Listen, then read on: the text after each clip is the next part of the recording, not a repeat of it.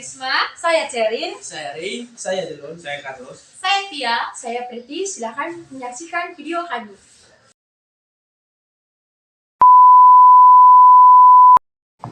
Halo teman-teman, baik, kembali lagi bersama kami, kelompok di luar nalar. Kami akan menjelaskan tentang kerjasama multilateral dan bilateral Indonesia dengan negara-negara lainnya.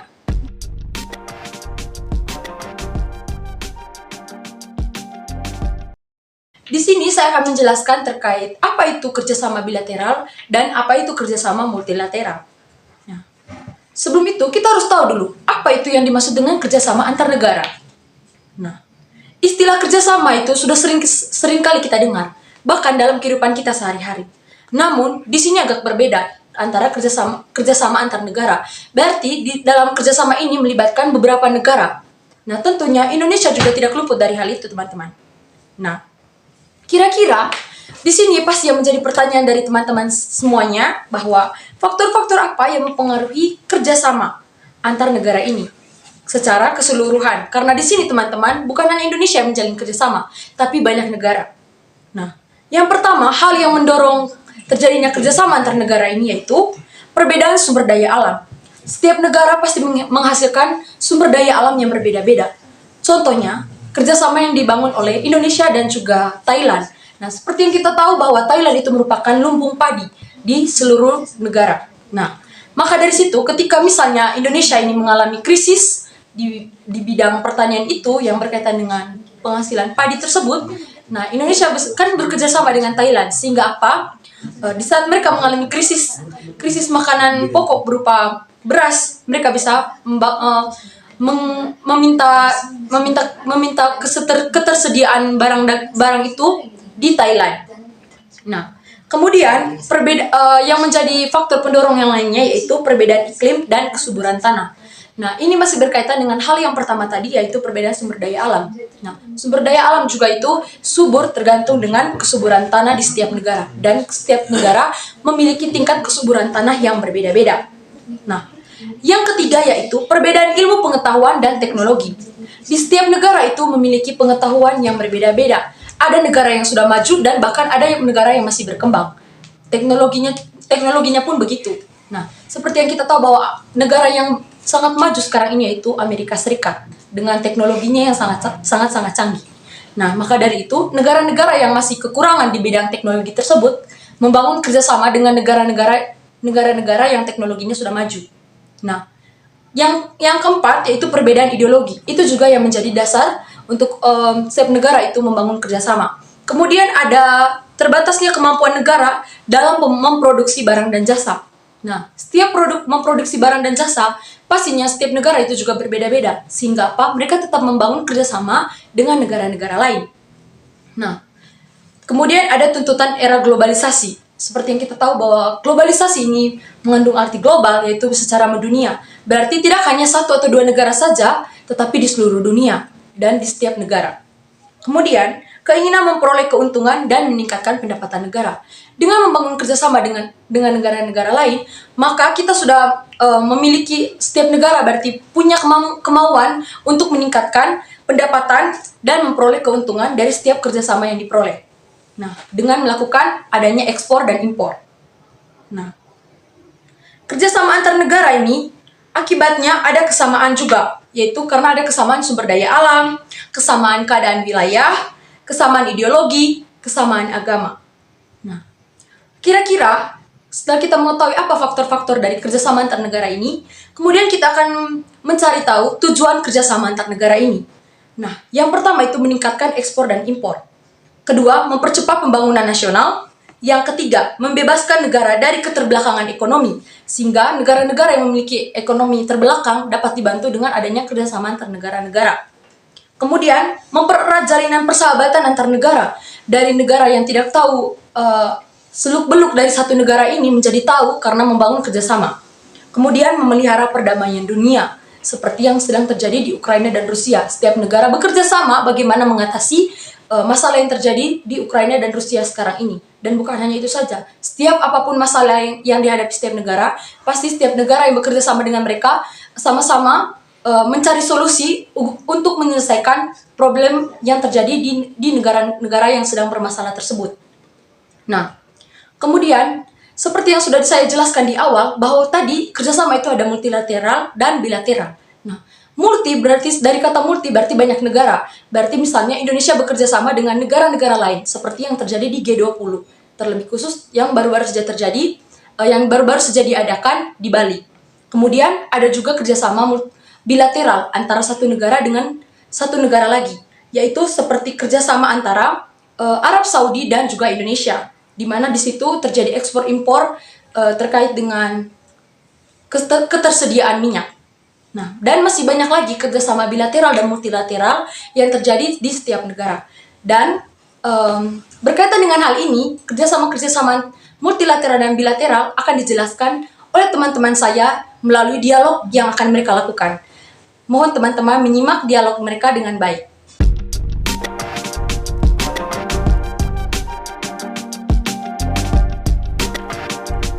Halo guys. Oke, saya Alfonsus Rani Sumayadi. Saya Catherine Peslainafil. Oke, baik. Sebelum itu, kami dari PS5 ingin membahas berkaitan kerjasama bilateral antara Polandia dan Indonesia.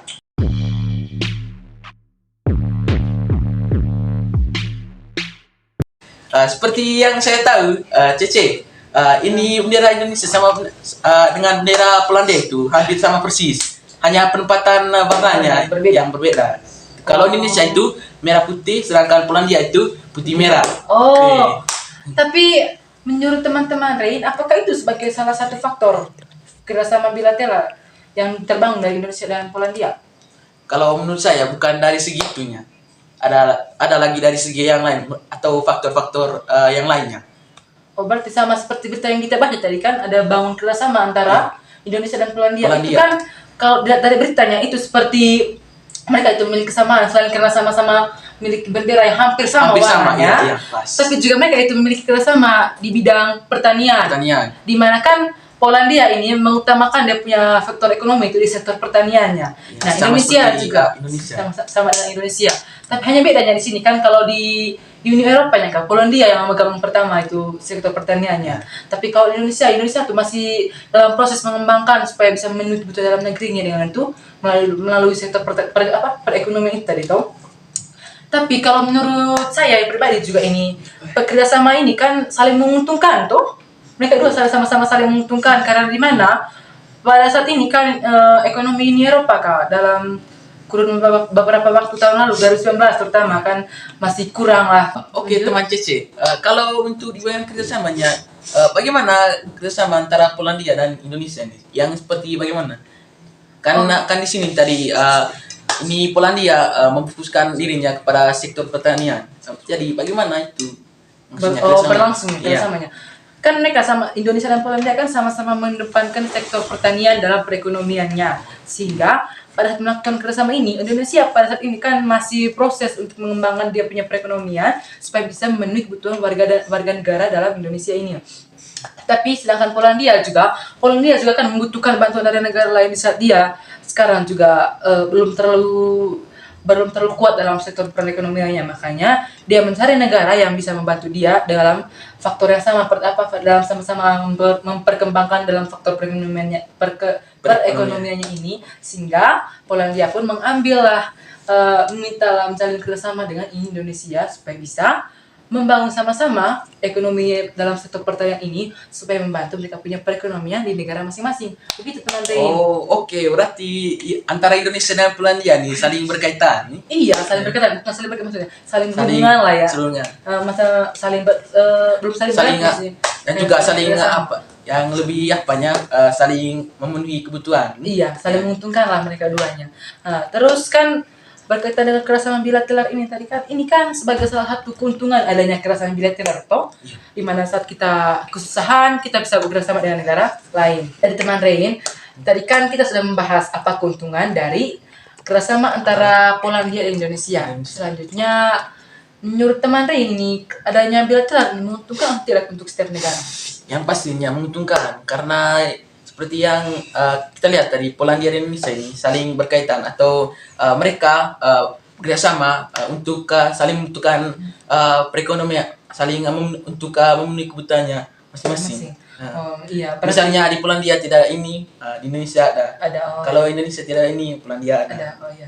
Berarti kan ini dengan adanya kerjasama bilateral di Indonesia ini, dan antara negara-negara ini kan jadinya kita kesusahan, ada negara yang membantu kita.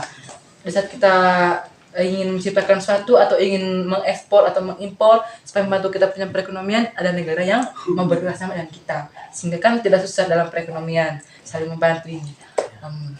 Oke. Jadi kesimpulan tadi, ini kerjasama dengan adanya kerjasama bilateral atau multilateral di dalam di setiap negara itu bisa memungkinkan kita setiap negara khususnya itu bekerjasama dan saling memenuhi kebutuhan serta saling membantu dalam peningkatan perekonomian setiap negara maupun peningkatan dalam bidang politik, bidang sosial ataupun bidang yang lain-lainnya.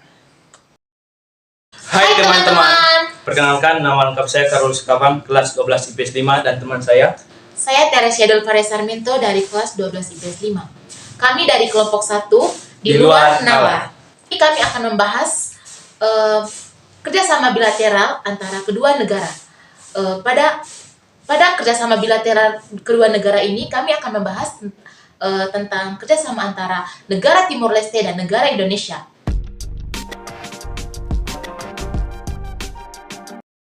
Seperti yang saya baca dari berita bahwa baru-baru ini Indonesia dan Timor Leste berjumpa atau melakukan perbincangan di Gedung Istana Raya Bogor. Pada perbincangan tersebut, Timor Leste dan Indonesia membahas hal tentang pembangunan ekonomi, investasi, dan konektivitas darat dan laut. Jadi banyaknya perbincangan tentang kerjasama ini, Timor Leste dan Indonesia sangat-sangat mengharapkan adanya kerjasama baik antara kedua negara ini. berdasarkan berita yang telah teman Tia baca, bagaimana tanggapan dari teman Tia terhadap kerjasama bilateral kedua negara ini? Apakah ada dampak atau ada pengaruh terhadap kedua negara tersebut? Kalau menurut saya tentunya kerjasama bilateral antara kedua negara ini sangat bagus, karena di mana dapat menguntungkan negara baik Timor Leste ataupun Indonesia. Di sini kan tentunya setiap negara memiliki sumber daya alam yang berbeda-beda. Jadi ketika Timor Leste tidak memiliki sumber daya yang ada di Indonesia, jadi Indonesia dapat membantu Timor Leste dengan memberikan sumber daya alam yang ada di Indonesia.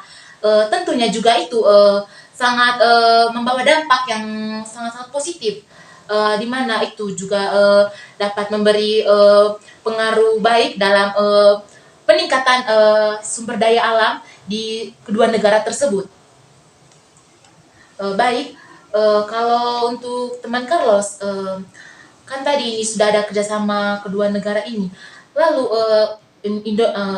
Timor Leste tadi memiliki peran untuk Indonesia. Lalu kalau di sini menurut teman Carlos, apa peranan Indonesia untuk negara Timor Leste? Baik, pada intinya begini teman.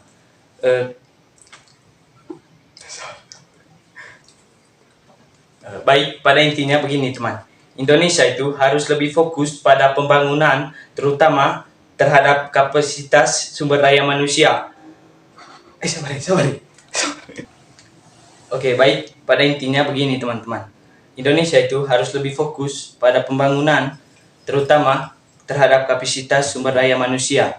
Dengan begitu, Timor Leste dapat meningkatkan sumber daya manusia pada negaranya. Oh iya, seperti yang kita ketahui juga kan, Indonesia dengan Timor Leste itu Indonesia yang di luar merdeka.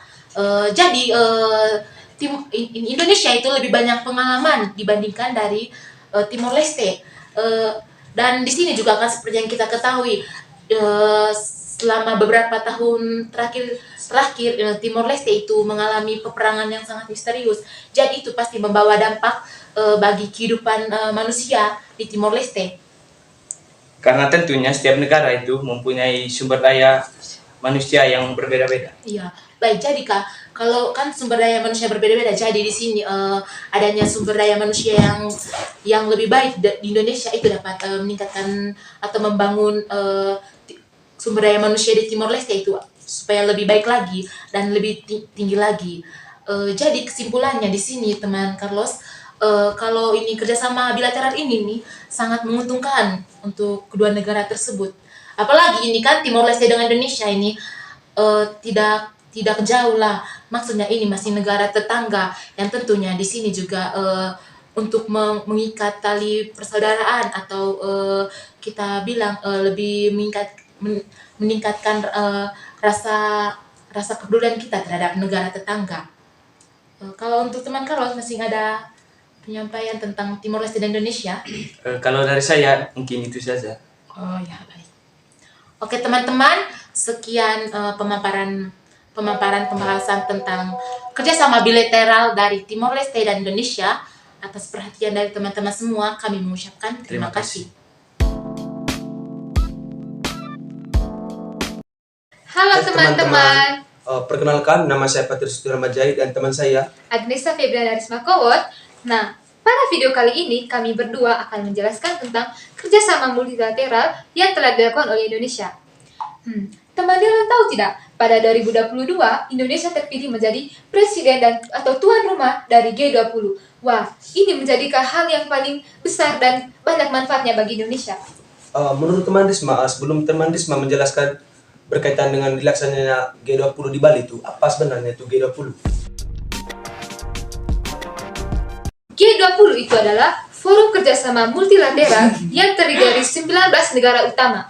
Nah, di dalam G20 itu terdapat Amerika, Jepang, Korea, Indonesia, India, Afrika Selatan, dan masih banyak lagi. Adanya dilaksanakan G20 di Bali ini ya, menurut teman Risma itu apa yang dibahas berkaitan dengan G20 di Bali? Isi dari G20 di Bali ini ada KTT G20 Bali. Nah, di dalam KTT ini ada 52 poin atau deklarasi yang dibuat oleh para pemimpin G20 ini terdapat 52 poin. Nah, di dalam 52 poin ini, sebagian besar ini membahas tentang perekonomian yang telah berdampak atau telah terjadi krisis akibat adanya COVID-19. Nah, seperti yang kita tahu, ekonomi kreatif dan pariwisata juga terkena dampaknya. Itu juga menjadi hal utama yang dibahas dalam G20 ini.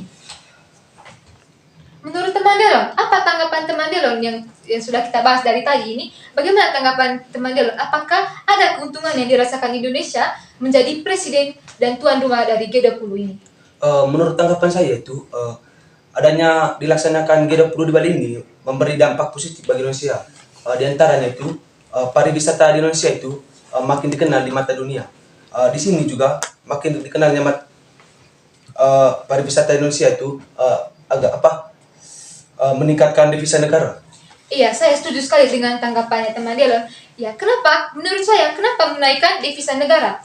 Nah, seperti yang kita tahu ini, pada saat dilaksanakannya G20 ini di Indonesia, di Bali, kan pasti banyak wartawan-wartawan yang datang ke Indonesia. Wartawan-wartawan dari luar negeri yang mau meliputi berita tentang G20. Nah, otomatis mereka juga mengekspor dan menunjukkan bagaimana keindahan wisata. Apalagi kita tahu Bali ini sangat cantik, banyak sekali tempat-tempat yang indah yang bisa dikunjungi. Nah, dengan cara itu pasti banyak turis-turis yang akan datang ke Indonesia untuk pergi ke tempat-tempat yang indah di Indonesia. Nah, itu pasti akan meningkatkan pariwisata di Indonesia akibat adanya COVID-19 ini jadi meningkat. Menurut saya juga bukan hanya itu yang dirasakan oleh Indonesia.